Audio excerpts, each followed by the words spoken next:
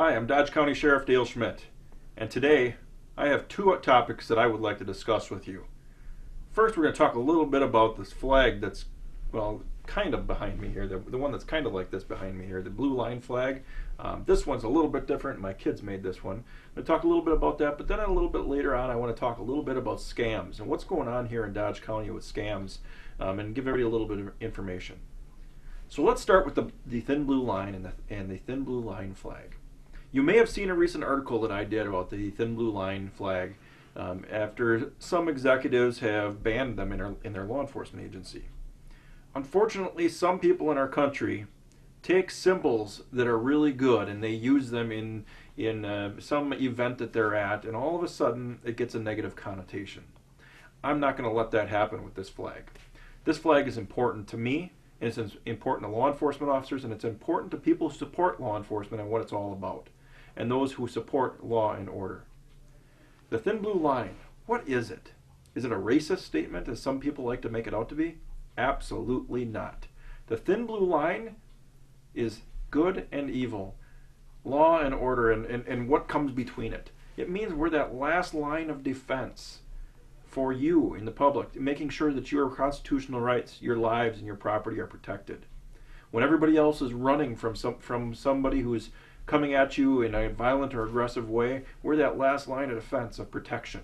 That's what that blue line means. It means that we are there to protect our citizens, because we are also the citizens, and we are that last line, to keep everybody safe and free from harm. That's what it's all about. And the flag that's behind me, my kids made this one. My kids use their own hands and their feet, and they made this for me for Father's Day. So this one has a special meaning, but I also wear one on my uniform.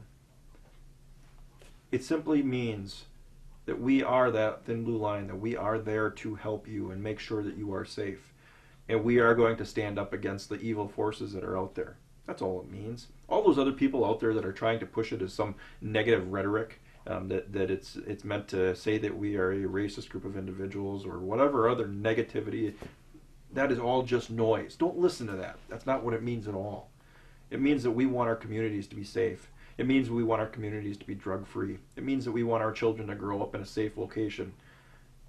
When I grew up at where my parents could send me down the street to a friend's house across the street and not have to worry very much about what's going on in our community. I can't say that that's exactly the same as it was 30, 35 years ago when my parents let me go out. In fact, I know it's not. It's different. And that's unfortunate. But that's what we want for our families, and that's what we represent. We want to be officer friendly. Regardless of your skin color, regardless of who you are, regardless of what you represent, we want to be there to protect you. And if somebody needs to be arrested or held accountable, we'll do that too. That's our job. So don't let anybody tell you that this symbol is racist. So don't let anybody tell you that this symbol means anything else other than we are there to protect you. And you in the community should feel free to support law enforcement, because we are supporting you. So that's all I have to say about the thin blue line flag here today. So let's move on to scams. Scams are constantly affecting everybody in our community. I can't tell you how many phone calls I get each and every day. Yes, even me, on my work phone, on my cell phone that I have for work, my personal phone. My wife gets them, my family gets them. I hear about them all the time. People are calling all the time saying, hey, did you hear about this recent scam? And it's usually, yep, I've heard about that one, in a little bit different form, but it's out there. So how can you protect yourself against scams? It's very simple. Hang up the phone when they call you. Don't listen to these people.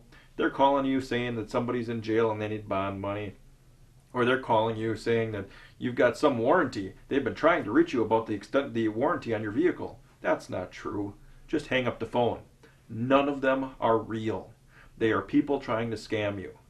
There are certain indicators to watch out for. If they get hostile, they start swearing at you, that's a clue. They are not a professional organization. I can tell you about AT&T. Apparently this company that works for AT&T called me to talk about my bill, but they wanted me to tell them how much my bill was. Well, if they're calling from AT&T, they should already know that information. I've had lengthy conversations with some of these scammers, and they'll go on for long periods of time if they think they have a hook into you. They'll talk to you for a half hour, 45 minutes if they think they have a hook into you, because they think they might have a chance at scamming you out of money. And think about it. If they go all day and they get one person in that day to go along with it, and they can make a couple thousand dollars in a day, that's a pretty good payday for any of us. Don't be that one person. Hang up the phone. Never, ever go buy a card like an iTunes card or any kind of a credit card or anything from a store and give a number over the phone. I've heard everything from iTunes to some of the cash stores, all kinds of different things that are out there. Never, ever give information, financial information over the phone. Not one legitimate company will ask for financial information over the phone. If you have a question about it, is this company legit? Is this a scam? Google is a great source. Go to Google and type in the scam that they're doing and see if you can find it. See if it pops up telling you if it's a scam or not. Social Security, they like to use that one because they like to scare people into thinking that they're going to lose their Social Security. Or warrants. Recently we received a phone call, and I've called the guy from my desk. The guy says that he's a Detective Williams from the Dodge County Sheriff's Office. Well, I can tell you that we don't have a Detective Williams here at the Dodge County Sheriff's Office. And when I call and I call and I call, he will not answer my calls or return my phone calls. These are all That's scams. because you're using your office phone? I've used my own personal phone. Oh, okay. I've tried many different ways to try and get a hold of them, and without any luck. I've called them from my office phone too, and I've had them answer in the past. And eventually, after I call and call, a lot of times they will shut that spoof number off. This one doesn't. So, just please hang up the phone. Don't even listen to their spiel. If you owe somebody money, you'll likely know about it, or they'll send you a letter. They will not solicit that information over the phone. So the best information I can give you is just hang up. You don't have to call us and tell us about it, because we know about it. Just hang up the phone and move on with your day. It's been very cold lately with below zero temperatures. Has this caused any significant problems for your office? Really hasn't caused us a lot of problems other than when we're out there doing our job. It's cold. We have to bundle up too. I think the bigger problem has been the snow and the ice and the slippery roads that we've had as a result of the cold. As you may have noticed, the roads out there have been very, very slippery over the last week and a half because salt doesn't work on the snow when it's this cold. So we've had a lot of people go in the ditch. People need to take their time, slow down, stay out of the ditch. That's preferable. And unfortunately, as a result of this, we've had to go to a lot of runoffs. So if you find yourself in that situation, please don't be afraid to call us and let us know. Stay in your car. Don't get out and walk around, because if you slid in, somebody else could as well. And you're going to be a lot safer if you're sitting in your car than if you're out walking around. But that's been the biggest issue that we've had with the cold. I think for the most part, people have been faring pretty well. Haven't heard of any real major concerns. Of course, every once in a while, we do get some of those house fires. We've had a couple of those during this stretch as well.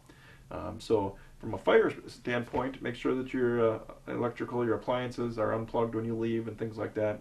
So you don't find yourself in the middle of the night with your house on fire and it's 10 or 15 degrees below zero, because that has happened a couple times as well. But other than that, we've fared pretty well, and we're thankful that we're hopefully on the tail end of this deep freeze, and we can get back to life above zero. All right, anything else? That should be it. Look forward to talking to you again next month. All right, thank you.